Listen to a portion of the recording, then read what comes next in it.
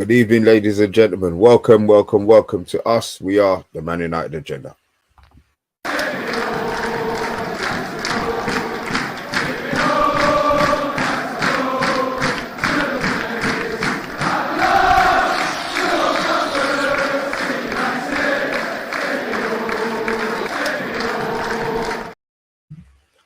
How we doing, gents? How we doing?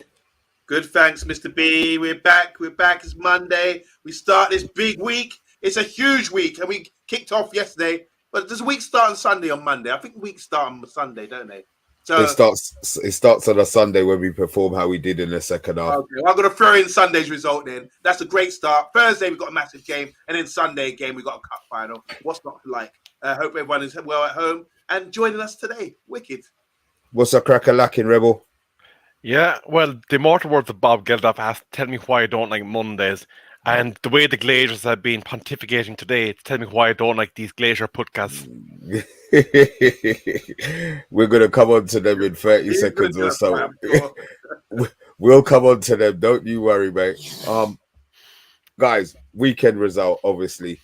We will probably end up doing a show at some stage on whether we're in a title race. But I don't know. Second half performance, whole performance yesterday. Just a brief from you guys before we crack on with the show. Well, for me, Rashi, that boy is just straight fire. Myself and the Monday covered the adulations to the altar of Marcus Rashford during the reaction show, but that boy is cooking. Yeah, and I just want to say, ole, ole, ole. That's the kind of football we play at Man United these days. That rhymes. But I do think that performance got me off my feet. I was on the watch along. Go check out the watch along with Mr. B, and I was amazed and delighted and seeing how we're playing. And so we've come on leaps and bounds and the way we play our football these days. Playing in the opposition half, no panic, no hot potato. Popping it around, 1-2 touch football, controlling the game when we're 1-2-0 up. That's what we love to see. And then chances will be created because they come rushing in, triangles with Sancho and Bruno and all these guys there. They're getting lost in the Bermuda Triangle. It's amazing to see, and I'm delighted. And it's great form going into this massive week. So I can't be happy at the moment. Have I just spoken to you? My memory's so bad. I'm telling you, my memory's so bad. I know we spoke to you, Rebel. Guys in the chat, obviously, superb weekends football. We've got a huge week coming up, as Monday said, but like with anything else, with Man United, every time we get this feel-good factor, we get an issue that comes and bites us on the arse. And we all know the biggest bumblebees in the room are the Glazers. Situations coming out over the weekend, last couple of days that they might stay. Now, obviously, we've got Rebel on here, who is our financial guru. Rebel, you want to explain a couple of bits and pieces for our viewers to keep them enlightened? And look, guys in the chat, we want to get your views. We are expecting it to be quite aggressive, but there might be somebody who wants these hedge fund guys to keep the Glazers in. But Rebel, over to you, big man.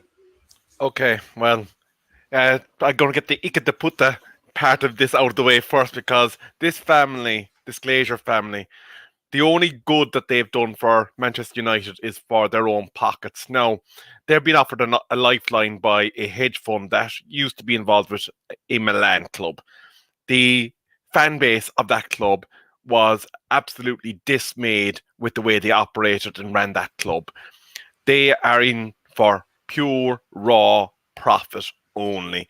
They don't give a continental buggery about club, about success, or about putting the building blocks in place to make Ten Hag's next step in bringing us back to title challenging a reality.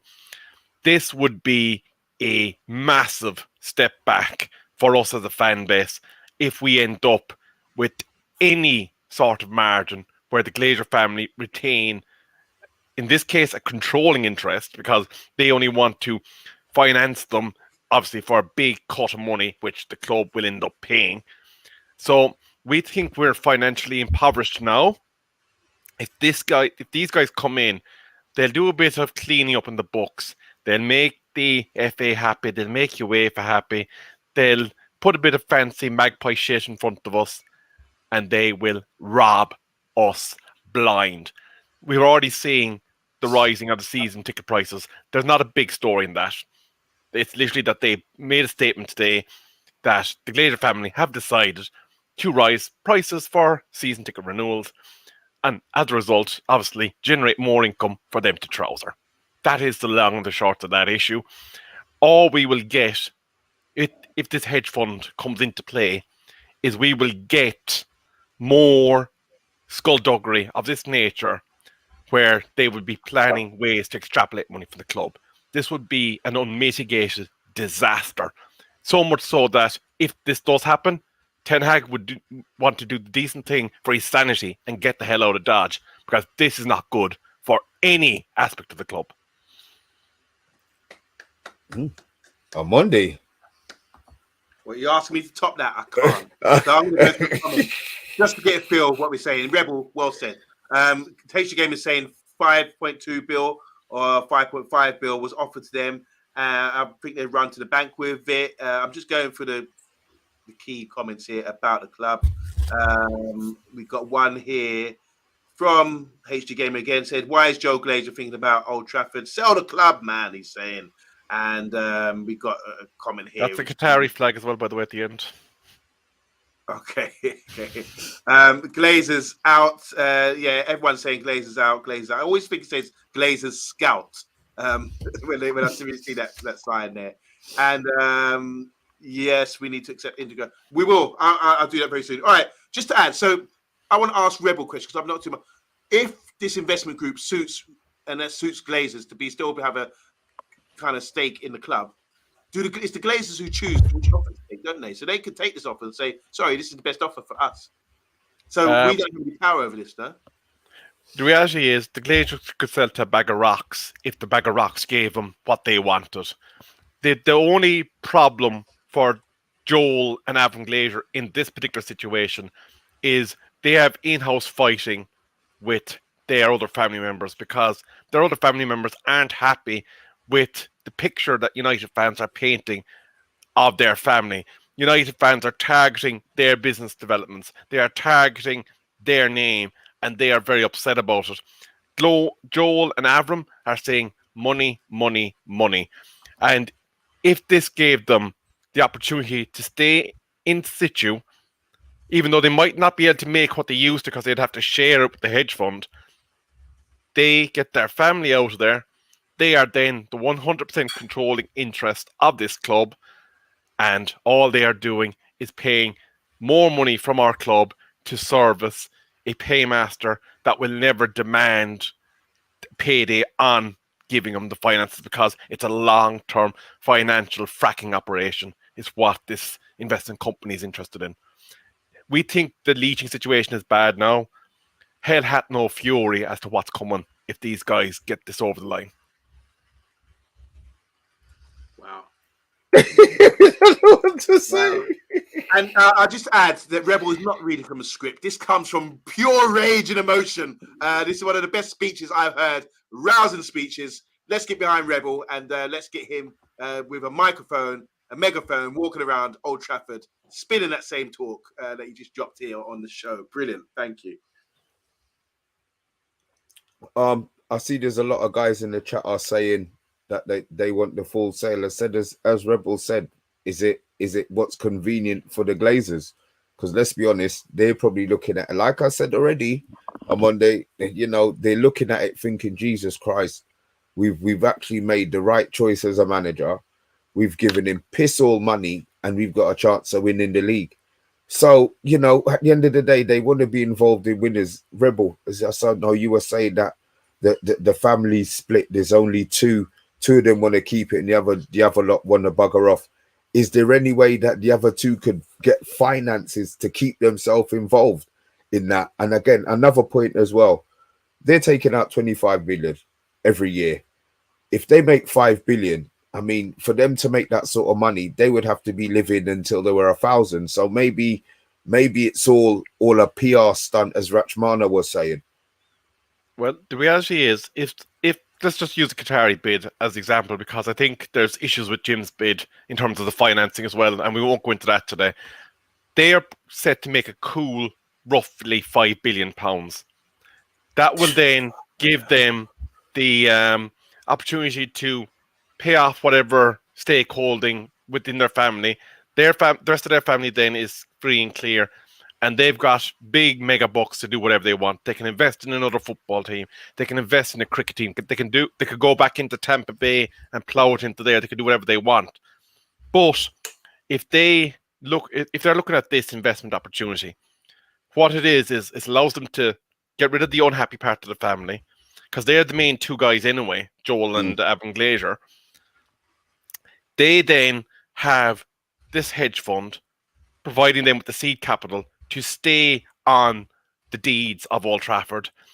We know the state of our capital infrastructure. If they get seed money to do it, they ain't putting that into no stadium. That is for damn sure. This is a marriage of convenience to keep them earning dividends into the future. And what they are banking on, this hedge fund, is the Premier League model becoming the Super League. Because we're seeing more and more takeovers. There's rumours that Spurs are up for sale. Liverpool, even though FSG are saying they're not for sale, are probably doing the same game as the Glazers. We have the likes of Leicester, Everton, maybe even a Nottingham Forest. The Premier League is the playground to be in terms of making money from football. And the Glazers are thinking maybe we've ridden the worst of it. And if we get our financial friends here, we'll give them their 50, 60% of what we would have been taking out if we were still in charge ourselves. They're still making green, and they have full control over Manchester United and the ability to make us miserable for the medium to long term. There is no good side to a Glazer ownership. Amandi? I agree with anything Rebel says on this subject, because he's always got it down. I love listening to you, Rebel, really break it down, because not only do you sort of break things down in detail, but you say it with emotion as well. And that's what gets me, fighting your cause as well. I'm right behind you, bro, with my protest banner and everything else, and with my fists out as well, say, where are those Glazers, like Scrappy Doo? Where are you? Let's have it. Let's be having something. No, I do agree. It's been long enough. They've been here since 2005, and only now, after a decade of being in a drought with major trophies, they can't come back and sort of sniff around. So actually, hold on a minute. We want a piece of this. No, you don't. We made it clear as a fan base that we're not interested in you anymore. You're not beneficial to the club. Because a lot of, me, I don't really swear, but you could say a lot of swear words right now. Beep, beep, beep, beep, beep, beep, beep. Yeah, you're all of that. So just stay away, sell the club, and let's start afresh. Sometimes you need to sort of out with the old, in with the new. And I think I'm more encouraged by what I'm seeing from the other bids. And something stupid like that, where they still have their name or something associated with the club. I don't want it anymore. Just leave. Can I just pick up a comment, Mr. B, before you move on? There's one here from Moss. He's an Arsenal fan. I did a show with him with a Monday just there on FTSN. He knows that I'm a New York Jets fan in the American football. That's a different story. But he made a point just underneath this one about the Kroenke family and their financial net worth. The Kroenkes were another unmitigated disaster for Arsenal. There's one big difference to the Kroenke family and the Glazer family. Josh Kroenke took an interest in Arsenal Football Club. He went to his dad and said, Dad, look, I know you're in for a bit of cash, but give me a chance to run this thing. I can get you both sides of the ball. I can keep the Arsenal fans happy by doing what is needed to support the manager, and the money can still come out of the club in order with what your objective was.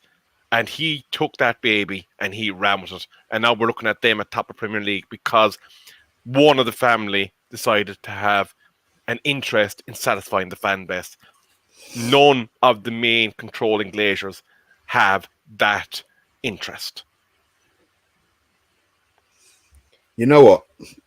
Amanda, could you go for a couple of the messages? This we've started this show. Anyway, look, I'll let you finish and then. All right, so Stuart Marshall, how you doing, Stuart? Hopefully I'll see you because Stuart's coming down to the Wembley game, so hopefully we can buck up and link up.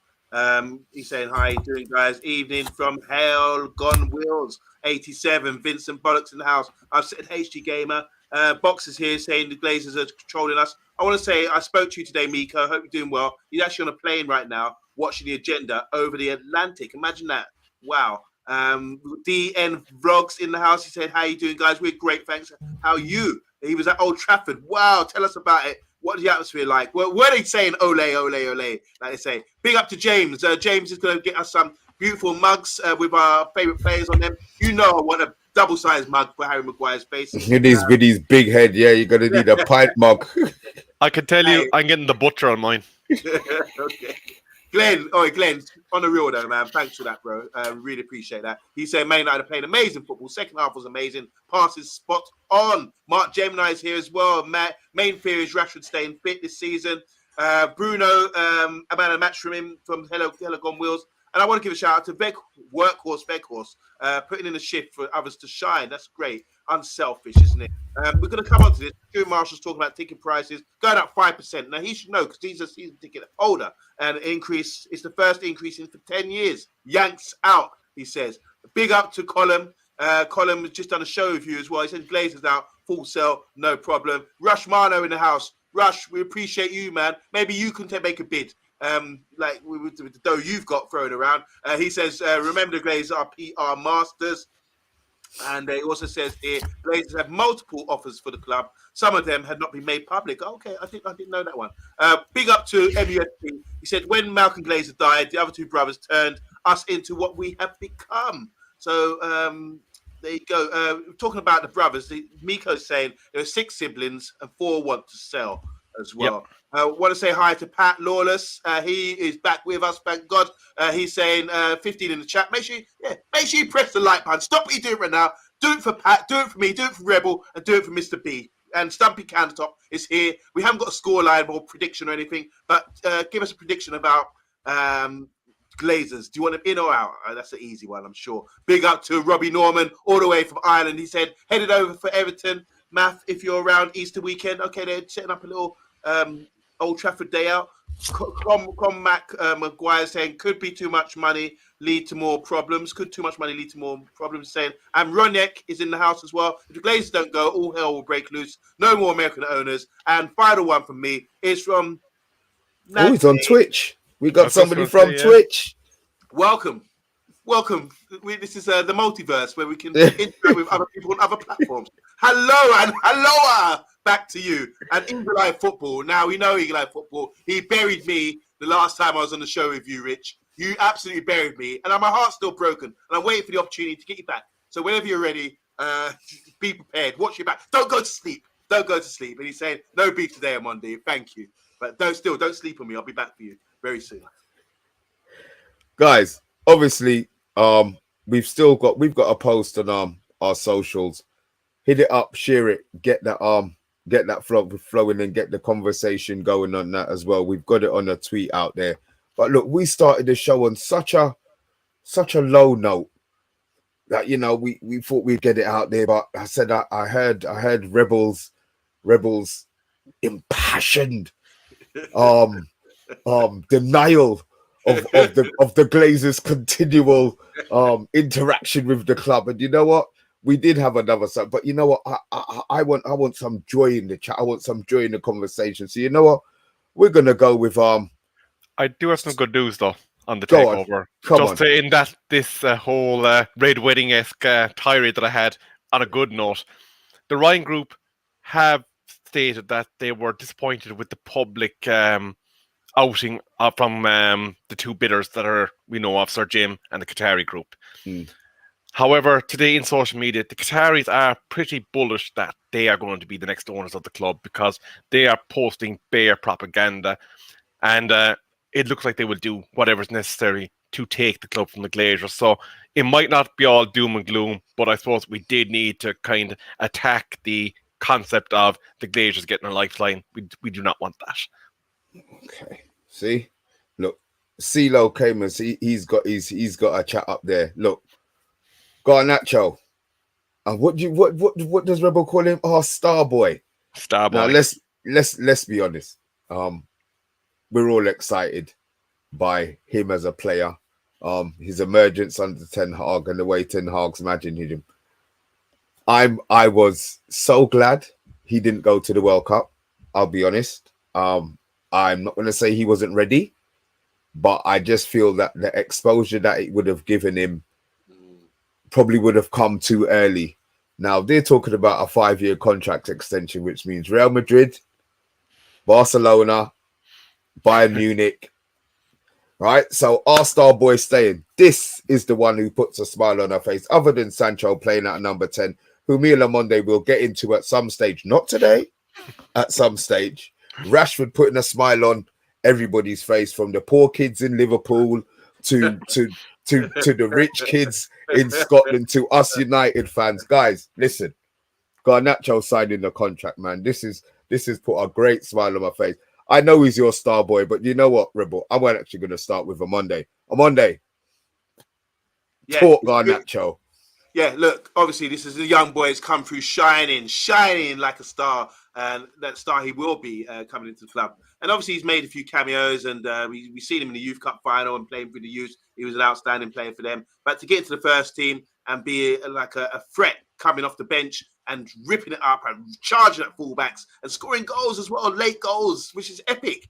I mean, if the fans wanted to fall in love with you based on your skill, your step overs and everything else, that's great. But what about the final product? He's got that too. And he's direct and he scores goals as well. So I really love him as a player. I think what we got to do, be sensible at, just because we've got loads of money and we're a big club, doesn't mean you just splash out the cash and say, right, we're giving you $100,000 contract, whatever. You've got to keep people hungry. This is why you say you feed them just a little bit until they understand what it's like to play for Manchester United. Because sometimes when you're young and you get it so quick and easy, you lose that appreciation. And I think what he's seen around, he's seen Ronaldo. Wow, I'm playing in the same club as Ronaldo. Ronaldo messing around, come out the club. Sancho, I don't know what was going on, but where it was going on, we're going to put you away. We don't care, and fix the problem. You're going to come back with the right mindset, you know. He's seen people like Martinez in the first game of the season or second game get dragged off at half time. You know, there's got to be discipline in the club. There's got to be discipline with the finance as well and the wages to keep people on their toes. You know my joke about midget in Urano. But you got to keep people on the toes. Like a midget in Urano, I had to keep on the toes, and that's what Garnacho has to do to stay at the club. Don't give him this big contract. Give him, as Mr. B used to say, give him incentives. Say, all right, first team football, Champions League football, then you get more money based on that. We want to keep people ready to go and hungry and eager. At the moment, you can see he's ready to take off his shirt, looking at the manager, trying to catch eyes. He wants to come on and perform. And that, because of that hunger, that's why he started the other day. He's getting starts now. You can't say that about other young players coming through. So, 1, he's very talented. 2, he's shown a lot of a desire and hunger. 3, the fans love him. 4, he finishes his dinner. And 5, he's going to sign a new contract for 5 years. There you go. Take that. Oh, Come on, Monday. Rebel. Look at the smile. Look, Rebel started the show so aggressive. Look at the smile. First of all, I love the way that was the Tinley Vale dig at Dallon not finishing his dinner the last day, but we'll keep that sweet. We'll keep that sweet. I do want to say briefly, best of looking the recovery to Niall. Let's Talk Football on Twitter, he's known as. He was on with us a couple of weeks ago on one of the shows. He was in hospital over the weekend, so we wish him all the best in his recovery. So shout out to Niall if you're watching. But Garnacho, what can we not say about Garnacho? He is a raw diamond that the Ten Hag chefmeister is cooking into something that could be the next Lionel Messi. Actually, no, forget that. He's going to be the first Garnacho. We don't want no comparisons to no other star boy in this game.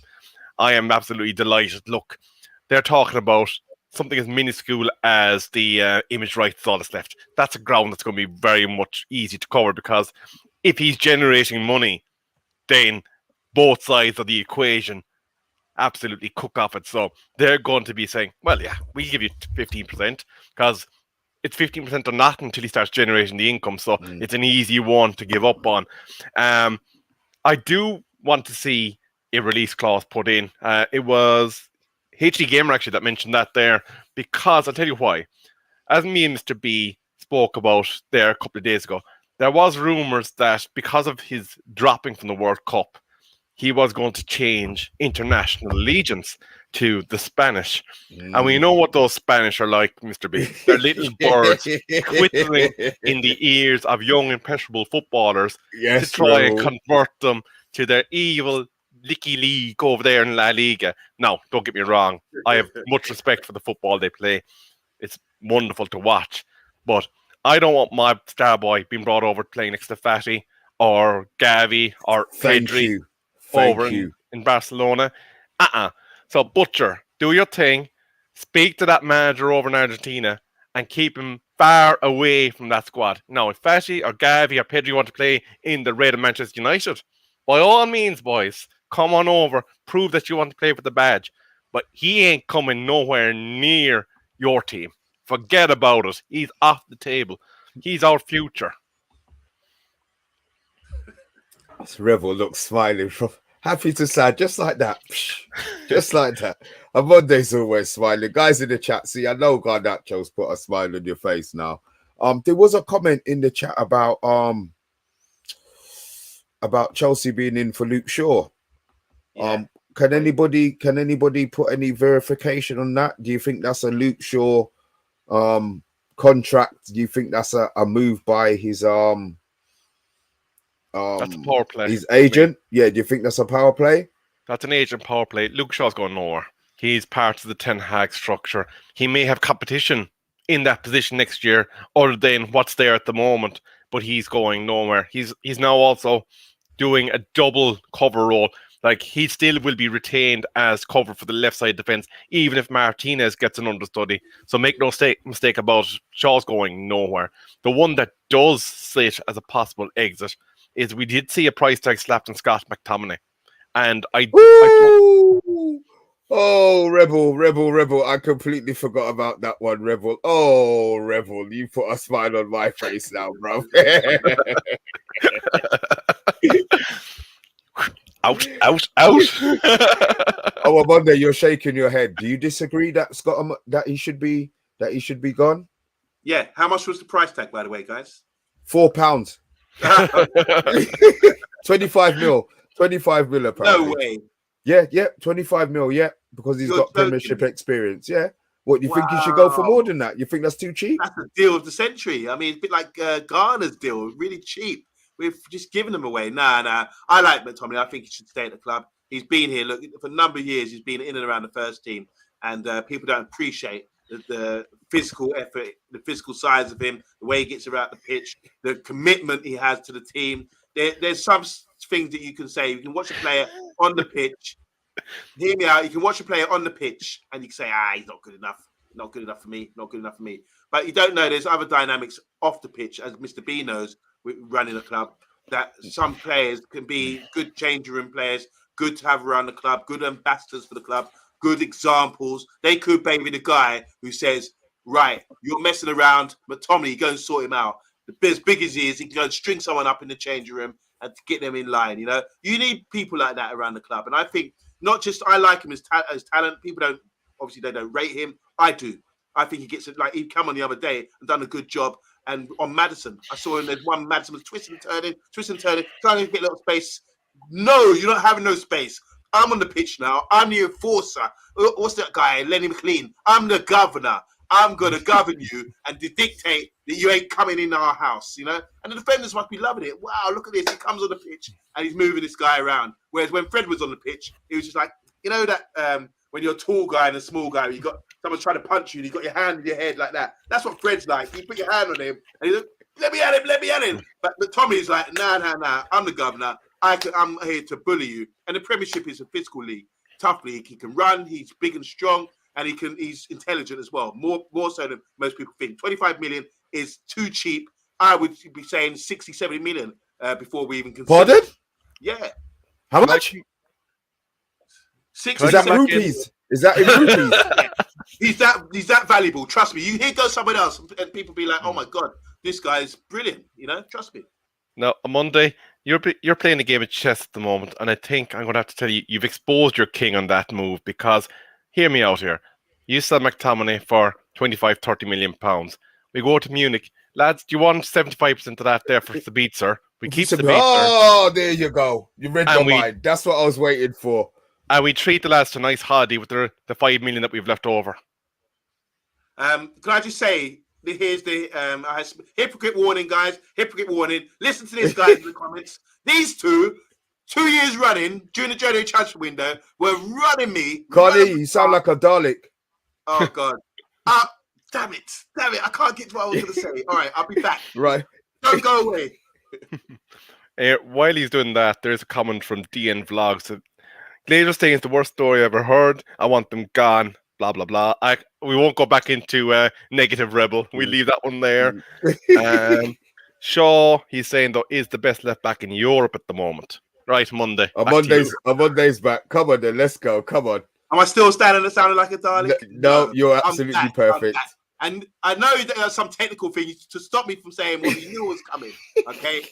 These two, for the last couple of seasons during the January transfer window, oh no, we need squad depth. We need to sign people. This is really important. We can't get rid of players. We need to bring people in. And now you're like, yeah, let's get rid of McTominay. He's a great squad player. He come on the other day and secured it. So you two, shush. None of that, please. Hypocrite warning.